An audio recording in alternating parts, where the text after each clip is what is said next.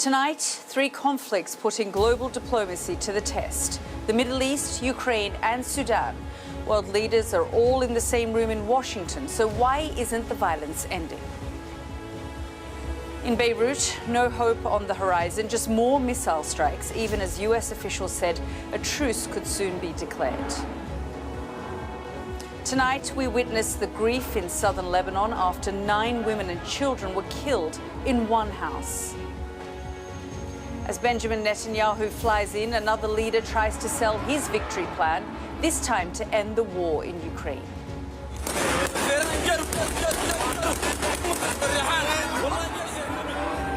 And in Sudan, an escalation in another conflict as the army launches a major operation to retake the capital. Plus, the mayor of New York is charged with taking bribes from foreign nationals, but insists he won't resign. That's all coming up on The World with Yalda Hakim.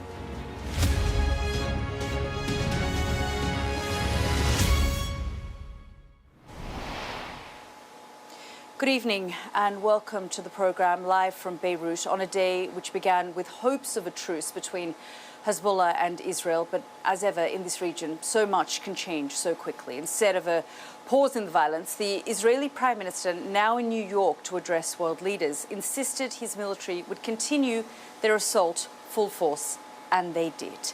Day after day, the funerals are being held for those caught in the crossfire. Israel has continued to strike across the country, killing 28 people. The Lebanese Health Ministry said 20 people were killed in a strike on Syrian migrant workers in Yunnan in the east. And Israel targeted a Hezbollah drone commander in the suburbs of Beirut, killing 2 people and wounding more. The number of Hezbollah rockets fired in the other direction is dwindling. The yellow zones on the map here show air raid warnings from Sunday to yesterday. Today's warnings, as you can see, are in red. Tonight, our special correspondent, Alex Crawford, hears from the families of those killed in southern Lebanon. But first to our international correspondent, John Sparks, on the ground at the site of the Beirut airstrike. The street was filled with glass and rubble after a series of missiles hit the building above. Lebanese troops stood guard, but they're not in charge. This part of Beirut run by Hezbollah. And we were invited with local media to examine the site.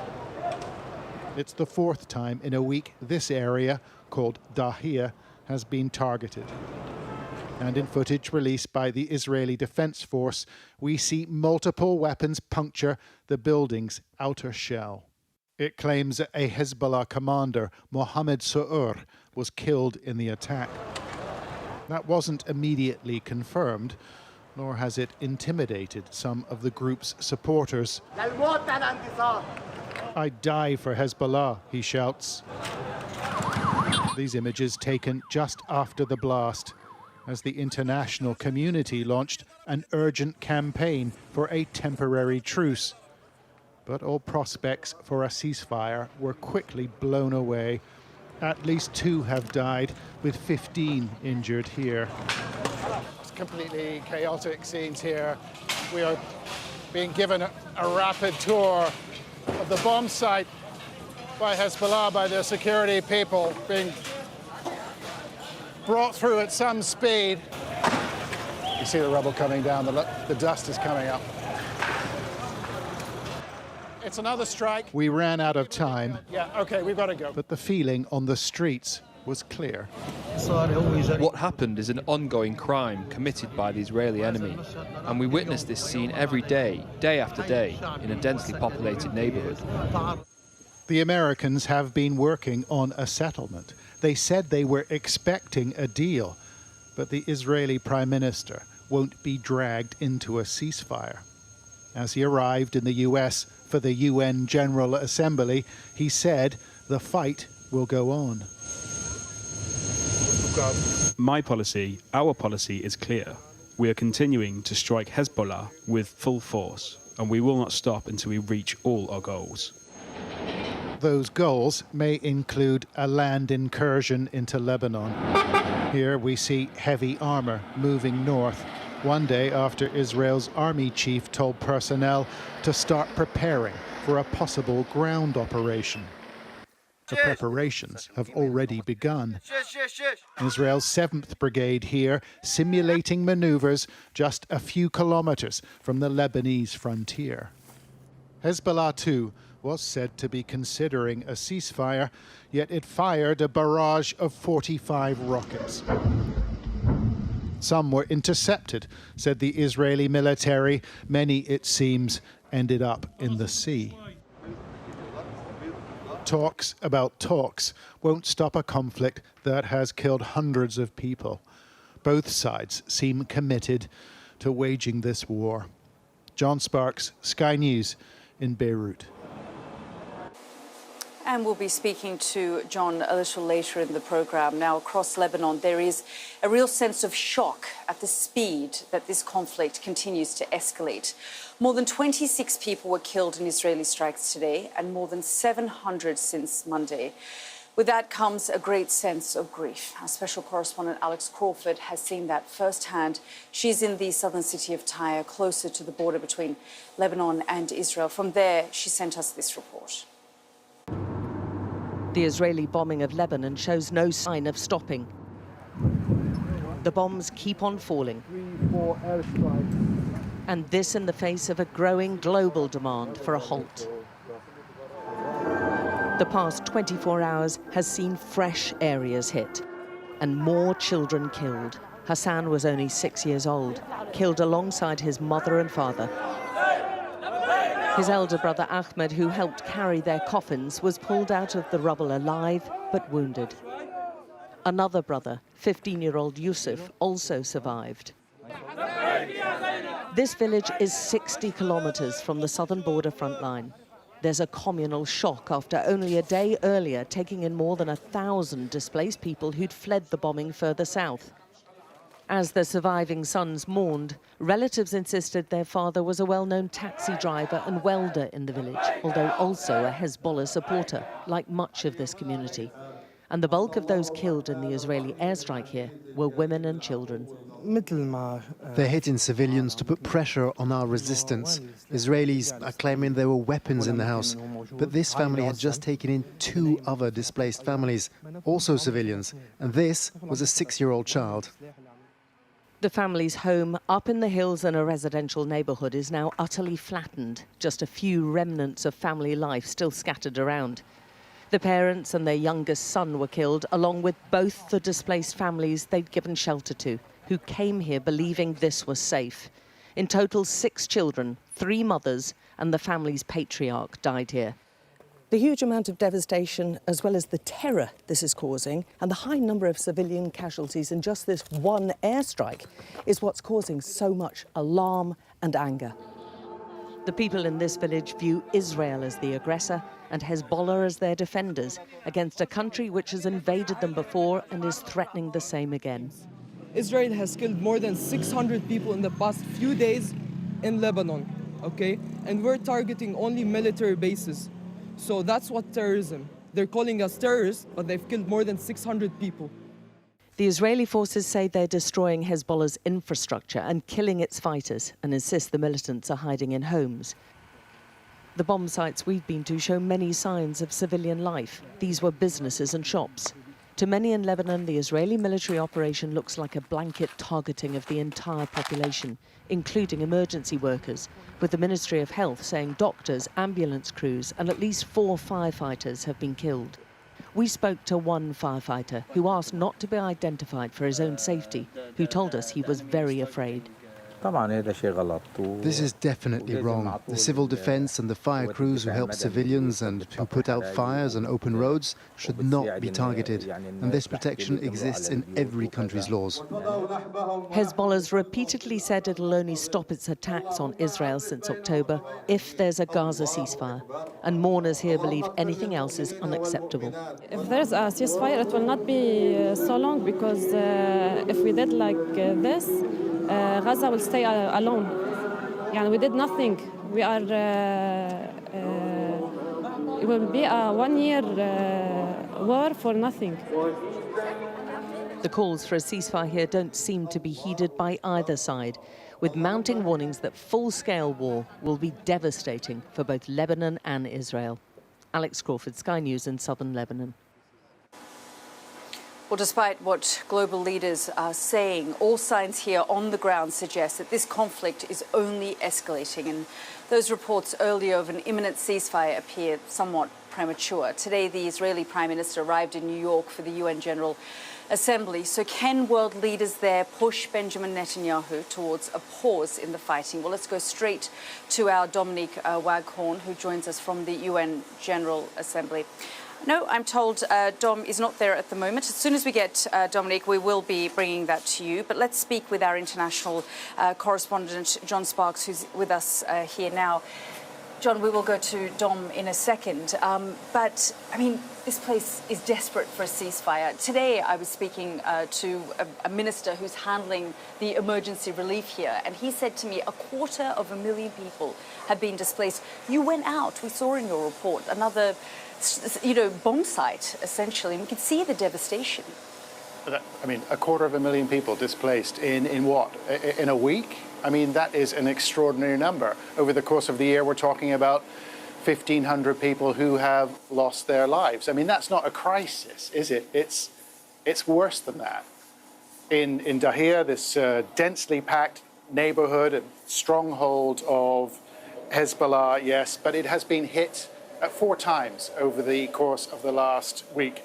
The Israelis, yes, they use precision munitions. They take out a floor or a couple of floors, or they take out a building amongst many buildings. But by the very nature of this neighborhood, civilians get killed. It's unavoidable. It is densely packed, shops and businesses, probably 1 million or more people living in a very small place. Yes, civilians get killed. And I think that if you ask most people whether they're supporters of Hezbollah or not, would they prefer to live their lives without the risk of an Israeli airstrike, they're going to say, yeah, we would. I think an interesting question for me that I've been considering today is the extent to which Hezbollah would prefer, would want and actively seek a ceasefire. They have lost a large swathe of their military commanders.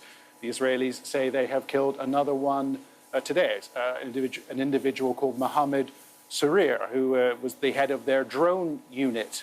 Reportedly. They're losing top military commanders. They've lost their ability to communicate. They can't protect the rank and file. A ceasefire would suit them in many ways to repair some of the damage, to allow them to regroup. I wonder if that is why Benjamin Netanyahu will not contemplate it at the moment. He doesn't want to give them the chance to repair themselves. Yeah, I mean, the Israelis have the upper hand at this moment, but it is a very risky and dangerous moment in this region for both Israel and for Hezbollah and indeed for this country. John, thank you so much for all of your reporting. It does appear we do have our international affairs editor, Dominique Waghorn, with me now, who is at the UN General Assembly. And Dom, I mean, we woke up this morning and there was talk that there'd been a flurry of diplomacy, that the US and France were leading this potential ceasefire, 21-day ceasefire that they were proposing. And then, of course, Benjamin Netanyahu on the tarmac saying, I've ordered my forces to continue to smash Hezbollah, and that, we haven't agreed to a ceasefire as yet. Yeah, it's been a day of frustrated diplomats and failed diplomacy. And as you say, we went to bed last night thinking that they had put together a ceasefire deal. They even had as you say, the duration of time it was going to last, 21 days. They said the Americans went on the record to say that based on the conversations they'd had with the parties in the conflict and the texts that they had shown those parties, they were confident the ceasefire deal would be coming into place within the coming hours, they said. And reading between the lines and from what diplomatic sources are saying, both here but also in the region, it seems as though Benjamin Netanyahu, the Israeli Prime Minister, not only contemplated a ceasefire deal, but actually agreed to one privately with the Americans. But then, because of the political backlash, not least within the far-right members of his coalition government in Israel, the anger at the prospect of Israel relenting and giving Hezbollah some breathing time when the Israelis believe that they have Hezbollah where they want them and they want to press home the disadvantage. All that sort of political backlash then led the Israeli Prime Minister sort of to distance himself from something he had privately committed to, according to numerous reports. So when he landed here in New York, he came off the plane saying the policy hasn't changed. We're going to carry on hitting Hezbollah until we achieve all our objectives. And on the way here, while he was on the plane, his Foreign Minister Israel Katz said there will be no ceasefire in the north. So he has some explaining to do to the American officials who are extremely frustrated with him, have been often on and off through the Gaza war because he has shifted positions in negotiations over Gaza. He seems to have done so again rather spectacularly overnight, which means that the diplomacy is, the hopes, the raised hopes, that optimism has been dashed. And of course that then leads to people being rather pessimistic about any point in pursuing diplomacy if the Israelis simply don't seem very interested at the moment in a ceasefire. Dom, thank you so much for bringing us up to date there from New York. Well, as I was saying, the government here more or less feels extremely overwhelmed by the situation on the ground. I've been speaking to different ministers. The health minister yesterday told me the death toll was now well over 700. The environment minister, who's also in charge of Lebanon's crisis response committee, has told me that this conflict has led to the displacement of 250,000 people inside the country. That's in the space of less than a week. Nasser Yassin called on the international community to do more to pressure Israel into reaching a ceasefire. Have a listen to my interview. Since the Monday noon, we've been seeing an intensified aggression by the Israeli forces on Lebanon. This pushed tens of thousands of people from, at the beginning, South Lebanon, and then later from Beqa to move, to safer places. Seeing tens of people being massacred on that day had actually pushed everybody to take their family and kids to a safer place. So we are now in a complex humanitarian situation, in a complex emergency, where we see tens of thousands of people being displaced. As we speak, around 73,000 have moved to collective shelter. I think the number might be higher because we're still counting. So this means around 250,000 people were displaced in the last 72 hours. This is immense for any country. For a small country in Lebanon, this is a significant proportion of the people of Lebanon.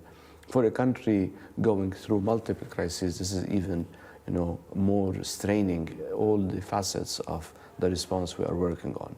Do you think that more pressure needs to be put on Hezbollah from your side to get them to pull back? I think our official position is really to stop this war. There are a lot of dialogue happening in Lebanon with the different parties, different groupings in Lebanon to reach this. But this something has to do as well with stopping the bombardments and the massacres that the Lebanese communities have been facing. I think when Israel gets back to its sense and they really move from the current mindset, which is in a killing spree around them, I think we might get some kind of resolution. Are you worried about a ground offensive? We've been worried, since many months. I mean, it's not about only ground offensive or invasion. They've been invading our space and our safety. They've been invading, the communities. What expectation do you have from global leaders? They need to be responsible for once, for the international community to push to stop this war and for a ceasefire. Every suggestion put on the table for Netanyahu has been rejected. Even what was put on the table yesterday in New York was even rejected next morning. They need to be responsible. The proposal by President Biden was put, first for Gaza. Do you think he's been weak? I don't think what we need from the international community and world leaders is to analyze the situation. They need to act. President Biden is not acting enough? Definitely. We haven't seen world leaders acting as they should be to stop this war. In 30 days, in 2006, we had 1,000 people who were killed here in Lebanon. In less than a week, the death toll is reaching almost that same number. Are you shocked by that? Yeah, I mean, we're all shocked by the number, by the images, by the pictures of children, humanitarian workers, civil defense workers who were killed by the attacks. We've been, shocked since October 8th, but it's becoming even more frightening to see those images. But what's actually more shocking, that we still see world leaders, Western media, international commentators still kind of not looking at the essence of this problem that we've been seeing and witnessing, the violation of the Lebanese territory, Lebanese skies, Lebanese safety and people's safety for many years, but particularly for the past few weeks. Thank you for your time. That was Lebanon's Environment Minister, who's also acting as the head of the Emergency Relief Committee. You're watching The World with me, Yalda Hakim. Lots more coming up after the break, including we'll be hearing from Volodymyr Zelensky, who's also in Washington as he tries to sell his victory plan for Ukraine.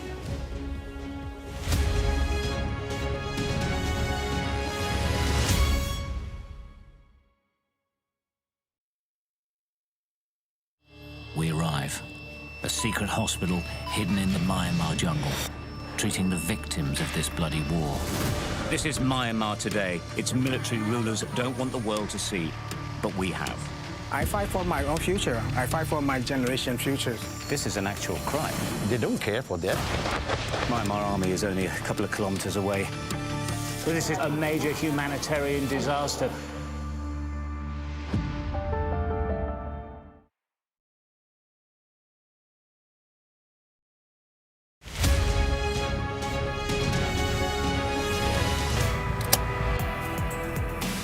I'm Dan Whitehead and I'm Sky's West of England correspondent. I'm Katie Spencer and I'm Sky News' arts and entertainment correspondent. We help you to understand the world with us. I'm Adam Parsons, I'm Sky's Europe correspondent based here in Brussels. We take you to the heart of stories that shape our world. I'm Lisa Dowd and I'm one of Sky's Midlands correspondents. The reason I do this job is because you never know where it's going to lead. Weeknights on Sky News. This is your chance. Tell people. Welcome to the Politics Hub. Our police force has apologised. If you want to find out about Grimsby, you come to the docks. I'm live in Jerusalem. Are you not concerned that that could lead to all-out war? Hello there, good evening. There are fears of an upsurge in violence. What's at stake here? You are watching the press preview, a first look at the front pages as they arrive. I saw police being forceful, pushing young men and women to the ground as they made almost 100 arrests. Will the cold affect your voters? Well, we have a lot of tremendous support. Free, wherever you get your news. The people here know that worse storms may well be on their way. I'm Martha Kellner and I'm Sky's US correspondent based here in Los Angeles. I'm Alex Crawford and I'm Sky's special correspondent based in Istanbul. We aim to be the best and the most trusted place for news.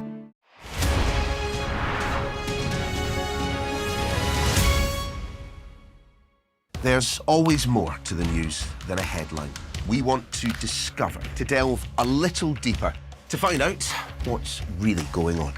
Explanation, analysis, the people at the heart of every story. I'm Neil Patterson, and this is the Sky News Daily Podcast. So, by the end, we'll hopefully all understand what's going on in the world just that little better. Available wherever you get your podcasts. We've got your Sunday mornings covered. From the front page and the sounds of the streets to the voices of the people who make the major calls and big picture politics beyond Westminster. We'll put you at the heart of our story. A new start to Sunday. I'm ready. Are you? Join me, Trevor Phillips, Sunday mornings on Sky News.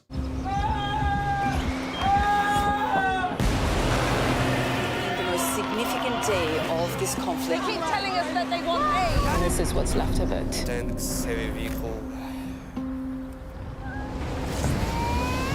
Why only in America? People want their country to work. Just want a job in a normal life. Why are these homes empty? I want you to be honest with people. That has happened within minutes. Sky News, the full story first. Free wherever you get your news. Welcome back to The World with me, Yalda Hakim. Now, all week we've been focusing on the escalating situation here in the Middle East, but let's focus now on one of the world's other major conflicts. And of course, I'm talking about Ukraine. This week, President Zelensky is visiting the United States, trying to drum up support for his so-called plan for victory. Let's have a listen. Nothing about the end of this war can be decided without Ukraine.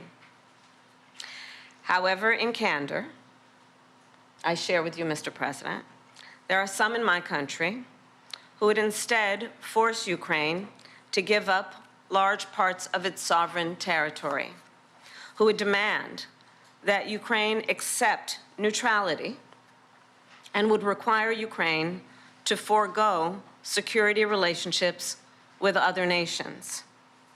These proposals are the same of those of Putin. And let us be clear, they are not proposals for peace. Instead, they are proposals for surrender, which is dangerous and unacceptable. Well, let's go straight to our Mark Stone, who joins me from Washington. And Mark, I mean, from the very beginning of this conflict, Western leaders, the United States, have made it very clear in their language that they stand with Ukraine. No decision can be made without Ukraine leading those conversations. And Kamala Harris was very much on message there. Yeah. Although I have to say, I felt it was she chose to frame the Ukraine question very much in domestic political terms. She was absolutely clear. Those in our country, she's talking about Donald Trump. She's talking about her political opponent, who she says would surrender to Putin, would allow Ukrainian land in the east of the country to be handed over to Putin. And that would be Trump's way of bringing the war to an end, which she says is unacceptable because these proposals, as she says, are the same as Putin. It is dangerous and it is unacceptable. I think that was very strong language. I think Kamala Harris's campaign team would have looked at that moment, and we watched them on the balcony in the executive office building before they gave this news conference, and they would have hoped that they saw a glimpse into the future of a President Kamala Harris next to another world leader. It was a very interesting optic that we got there.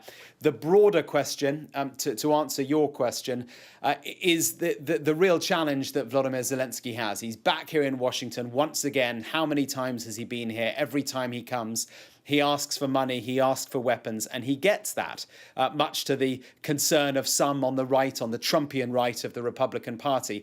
But he was on Capitol Hill. Here he is with the two leaders of the two parties on Capitol Hill, where they appear now to be in agreement that, yes, he does need money and he does need the permission to use long-range missiles deep inside Russia.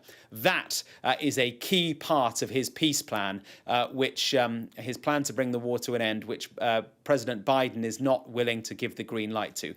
Biden is worried about what Putin would do if long-range Western missiles were to strike deep inside Russia. Zelensky argues, I have to be able to do this so that I can get the upper hand in the war, so that I can have the advantage, so that I can be in a strong position to negotiate down the line. That's the conundrum that they are all in at the moment. But I think the takeaway optic and picture today has been Kamala Harris with Volodymyr Zelensky, and that moment where she was, as I say, framing this in domestic political terms. We have got a clear sense now, Yalda, of the fact that Ukraine's future, Ukraine's geography, depends very much on the outcome of the presidential election here. It could look very different depending on who wins. Yeah, indeed. I mean, I've spoken to analysts who say without, and we know this based on the numbers, without the United States' support for Ukraine, it could potentially be curtains down. They've been so dependent over the last couple of years on support from the United States. And so rhetoric coming out from Donald Trump, things like, I'm going to resolve this conflict within 24 hours, or hinting that he may not support it, does make the Ukrainians, President Zelensky, extremely nervous. Donald Trump's position, which has been laid out quite clearly by J.D. Vance, his running mate, is clear. He says, look, we've got to stop the killing. We've got to draw a line under this. J.D. Vance has made quite clear that they would freeze the front line where it is now, or where it is when they take power if they were to win in November. Freeze the front line, give all the land to the east to the Russians and all the land to the west to the Ukrainians. Volodymyr Zelensky's view is we need to be in a strong position to be able to push that front line as far east as we can, gain as much of our own land back before we go to the negotiating table. All negotiations are won by the side that feels like it is in the strongest position around that table. At the moment, that side is not Ukraine. Mark, thank you very much for bringing us up to date there. Well, as Mark was saying, President Biden is extremely nervous about the idea of allowing Ukraine to use its weapons deeper into Russia. But let's just remind you about the challenges on the ground in Ukraine. Soldiers there have told Sky News that defending territory is becoming increasingly difficult and that they need permission to strike deep into Russian territory to break their enemies' resolve. Thousands of civilians have fled, and the few who remain are living in the line of fire. Well, let's get this latest report from our international correspondent, Alex Rossi. The city of Pokrovsk in the Donbass is well and truly in Moscow's sights. As we drive in, it is almost deserted. There are some cars on the road, most are military or emergency workers. Vladislav and Victor from the local fire and rescue are now being called out every day. They show us a building that was hit in an artillery strike. Russian forces are getting closer and everyone is at risk. Yesterday our vehicle was hit by enemy fire. It was targeted by a so-called FPV drone. Fortunately, our rescuers were unharmed. Further down the road, and another building is on fire. Everything here is in range of Russia's guns. We are on the outskirts of Pokrovsk here. Russian positions are just over here, not far, just a matter of kilometers. And this building has just been hit. It's in a residential area by a shell. You can see now the emergency responders just arriving to try and put out the blaze. Most people have left, but those that remain are frightened. People don't matter to anyone. We don't matter to anyone. How many of us are even left here? They've turned this place into a dead city. In the centre, we meet Ludmila. She tells me she has nowhere else to go as shells whistle over the city.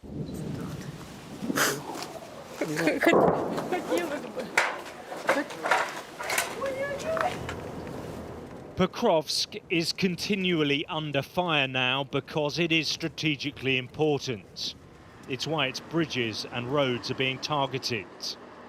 This place is a supply hub for Ukrainian troops, but they are struggling to defend it.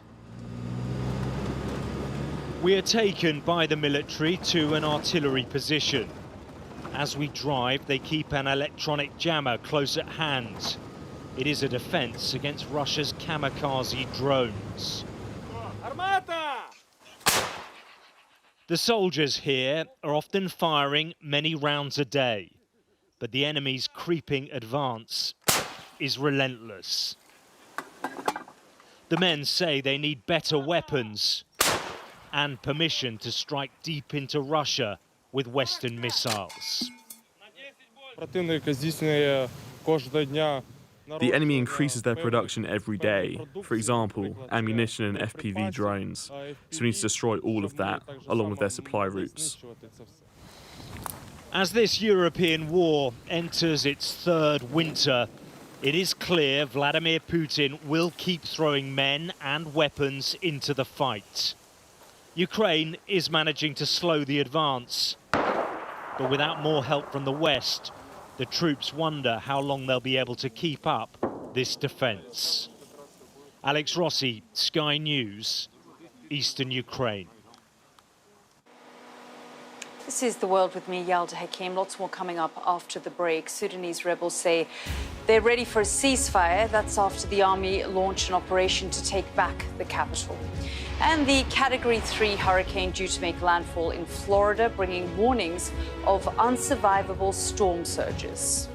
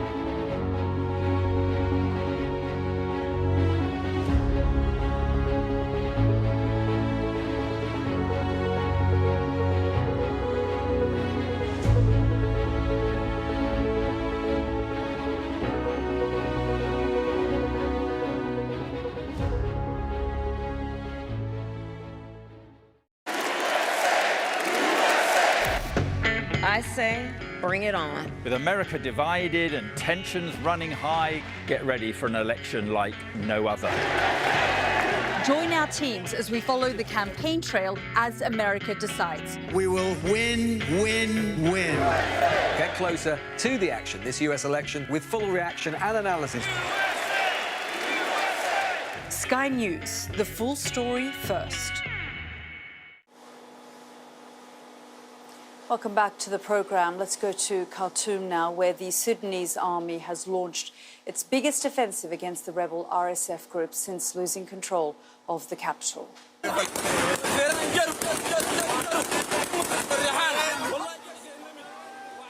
These are pictures from today of Sudanese armed forces recapturing territory around the Rayan hospital on the outskirts of Khartoum. It's the latest escalation in the struggle for power, which turned violent in April last year. Well, the United Nations has described it as one of the world's worst humanitarian crises. Speaking at the UN General Assembly today, the head of the Sudanese army condemned countries providing weapons and funding to the RSF. This devastating aggression has been waged by the Rapid Support Forces with the support of states in the region, providing funding and mercenaries as well as weapons. It's resulted in the deaths of tens of thousands of Sudanese and the displacement of many millions more. Well, our Africa correspondent, Yusra El-Bagir, joins me now from Port Sudan. And Yusra, I mean, it's been a devastating time for the Sudanese people. Just tell us about the significance of this moment, though. It's massively significant, Yalda. Khartoum has been locked off from the army over the last year and a half of war. Millions of people have fled the capital, the heart of the capital city. And today we saw the army push in for the first time since the war started. They managed to cross 3 bridges, according to high-level sources there and here in Port Sudan. And they pushed into neighborhoods that have been completely controlled by the RSF over the last period of war. Now, this moment, I have to say, is creating a lot of cautious optimism. There haven't been any statements from the military talking about this push. They haven't made any proclamations, declarations of victory. We've just seen those live videos from the ground of soldiers who've managed to make it, who are celebrating with civilians who've been besieged there for a long time. It's also evident that there was a lack of this update in Burhan's speech to the UN General Assembly. And when we do speak to people here, it seems like they don't want to celebrate too soon. They've been incredibly humbled by the capacity that they've seen the RSF show over the last year and a half, the weapons that they've managed to use against them. And they see this operation as a very, very sensitive operation that they are trying to protect as much as possible. They are trying to get as much territory as they can before they can actually declare any real success in Khartoum. And people here in Port Sudan have been waiting for news like this for a long time. You can feel people feel some sense of hope, but also there are reservations. People don't, again, want to celebrate too soon and feel like this means they can go back home to Khartoum or that their families can come back to Sudan. But they do see that this is a strategic accomplishment that could beget more gains, that could lead to more military control of the capital city that everyone is longing to go back to. Now, one thing that is on everyone's mind and what people have been telling us since we've got here is accusations, well-founded accusations of Emirati UAE support to the RSF. Support that the UAE has denied again and again. But there is a sense that until the UAE shows support for a peaceful transition in Sudan, that the RSF will keep coming back again and again, emerging even after defeated in the way that we saw today. Yeah, Yusra, thank you so much for all of your reporting there from Sudan over the course of the last year. Well, let's return to the United States now, where the arrival of Hurricane Helene has put multiple states on high alert.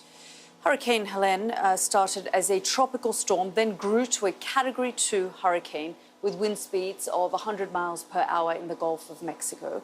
It's got a projected pathway through Florida's Big Bend and is now at Category 3. It'll make landfall in the coming hours. The National Hurricane Center has even predicted it to grow to a Category 4 storm by then, risking heavy and irreparable damage to the city of Tallahassee in Florida. Florida, Georgia and the Carolinas have all issued a state of emergency, and in some places, evacuation orders. It's expected to continue traveling north through Georgia, eventually slowing down over the Tennessee Valley from Friday. Our US correspondent Martha Kellner is in Shell Point Beach in Florida. Well, Martha, people are obviously worried and they're probably getting a lot of warnings now from the authorities.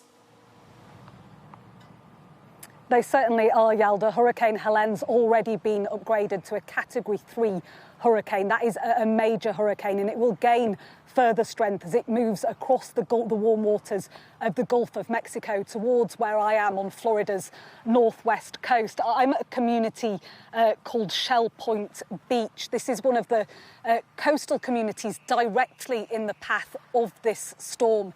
If it is as ferocious as the forecasters are suggesting, this place could experience storm surge. So that's the wall of water of between 15 to 20 feet. Well, look at the buildings behind me. Almost all the structures here are built on stilts to try and withstand these sort of storm surges. But if you look at the stilts here, 15 to 20 feet would almost take you up to the second story here. So these structures will be severely tested if this storm is as bad as it's projected to be. And it's not just the water right on the coast that people are worried about.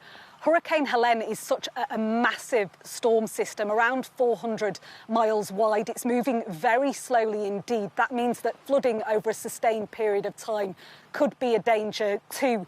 The size means that almost all of Florida will be touched by either rain, wind or storm surge.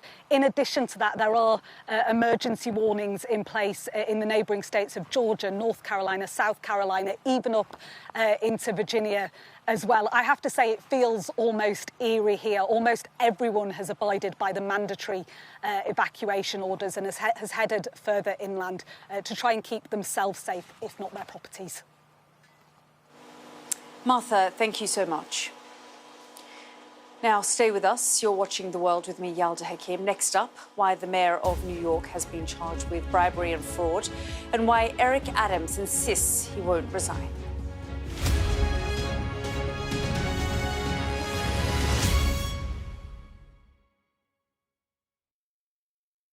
We're rolling. Welcome to The World. Our new podcast, starting now. It's very exciting. Every week, we'll be reporting from the world's trouble spots. We get to hold those in positions of power accountable, and we get to ask the questions that the audience, the listeners, want to know about. And that's why it is so important that people tune in, come along for the road, come along for the journey. It'll be fun.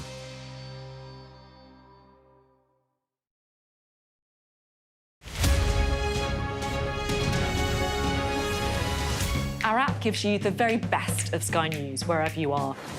Breaking news, videos and analysis. Evidence of the crisis. Podcasts, watching us live. Live here from Washington. Wherever you get your podcast. All in one place. And all at just the touch of a screen. The Sky News app. Get the full story first.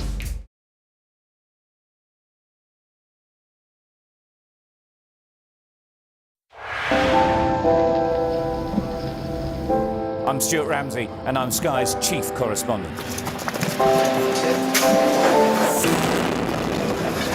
Enormous explosion. It's just come down. I think it was a monster just landed in between us. Hundreds and hundreds of people hoping to get north, ultimately to get to the United States. It's a border where they're not welcome, yet they keep coming. We saw snatch squads going in, grabbing people, taking them out and putting them into trucks and taking them away. They make about 50 kilos of fentanyl a week. It's incredibly dangerous and toxic stuff. There's been an upsurge in deaths. The fighting between the gangs is getting more and more vicious. Is this now all your territory? Yeah. The battlefield is outside the barricades, which is over there. This is much more like a normal town. It's really sending a clear message that Venezuela is eager for change. We've been crushed. Free from wherever you get your news. We are in the middle of a forest, in a jungle really, and they're attempting to keep these men alive. This is real, hardcore emergency medicine. The information on this could bring down the entire network, not just in Iraq and Syria, but across the world. Sky News, the full story first. Well, hundreds of thousands of people have been using the beast for years to traverse Mexico, but it is really dangerous. Many people have died riding it.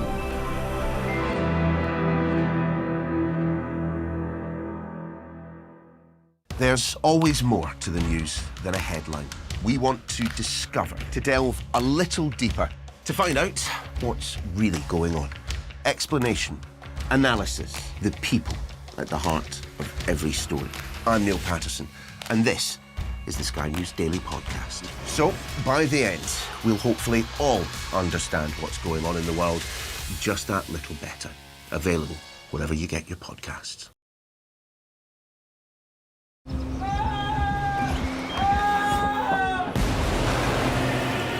Significant day of this conflict. They keep telling us that they want aid. And this is what's left of it. Tanks, heavy vehicle. Why only in America? People want their country to work. Just want a job in a normal life. Why are these homes empty? I want you to be honest with people. That has happened within minutes. Sky News, the full story first. Free wherever you get your news. Welcome back to the programme. Now, the mayor of New York is resisting calls to step down despite being indicted on bribery and fraud charges. Eric Adams has been accused of a decade-long trail of crimes, which included taking illegal campaign donations from foreign nationals in exchange for favours. He denies wrongdoing and says he'll continue in the job while the corruption case proceeds. Have a listen. From here, my attorneys will take care of the case so I can take care of the city. My day-to-day will not change.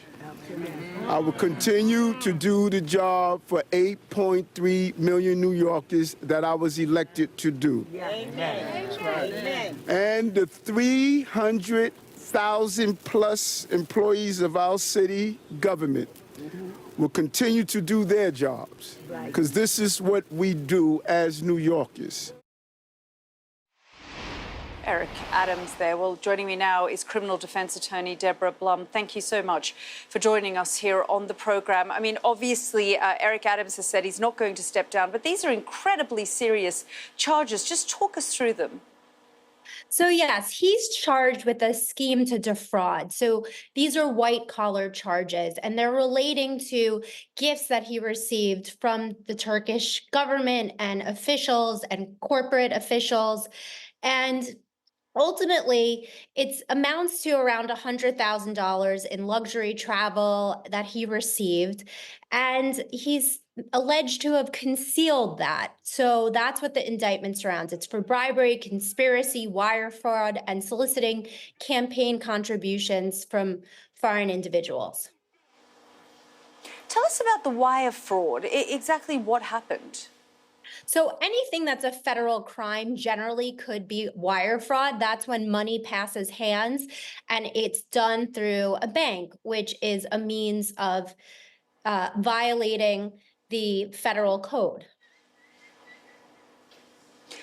Tell us, Eric Adams, can face jail time over this. Absolutely. These charges do carry jail time.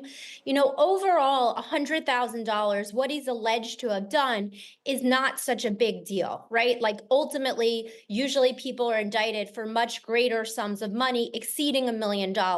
What he's alleged to, what caused the tip-off for this was there was a Turkish consulate in New York City, and he's alleged to have pressured the fire department to give it a certificate of occupancy to allow the building to be inhabited. And the fire department alleged that there were safety concerns and that it shouldn't have received that certificate. And that's what led to this, or it's my understanding that's what led to this investigation. And ultimately, it's been known that he has a relationship with Turkey. Yeah, I mean, Deborah, the accusations go back a number of years, don't they?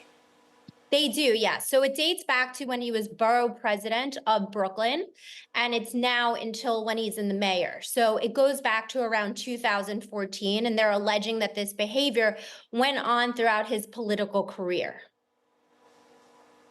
And Deborah, I mean, officials are describing this, and like we say, he hasn't been charged, and he says that he's going to, he said, wait for our defence before you pass any judgment. But officials are saying this is obviously, if true, and if he does get accused of these things, a major abuse of power. Well, I think that the biggest issue, if it is true, and we don't know that it is, right? He is innocent until proven guilty, is the fact that there was a fake paper trail, if that's true, to make it appear as if he paid for the travel. So any manipulation of documentation is a big problem for him if that's actually proven. You know, we know that they've executed search warrants. We know that the government has been looking into this. It's just usually when you're charged with a federal crime, it is very difficult to get out of it. But Mayor Adams himself has said that he has challenged the government. He was upset about the migrant crisis. Yeah, Deborah Blum, unfortunately, we've run out of time, but thank you so much for joining us here on the programme. Now, as we've been reporting, we are in the Middle East, but let's just return to those 3 wars that we have covered here on the programme, all with huge risk to civilian life and huge risk, too, of regional spillover. Here in Lebanon, the strikes are continuing. As I've been reporting, the health minister told me more than 700 people have been killed and 250,000 people, that is 250,000 people displaced. Hezbollah is still targeting northern Israel and Gaza is still being bombarded. And of course, we covered Ukraine this evening as well. After some gains inside Russia, Moscow is beginning to push back and to seize territory. Ukraine's president wants long-range weapons and peace. Right now, neither look likely. And we mustn't, of course, forget Sudan, the war that barely makes the headlines. The army there is trying to seize the capital back from the rebels. We, of course, will follow all of these stories. But for now, from the team and I, good night from Beirut.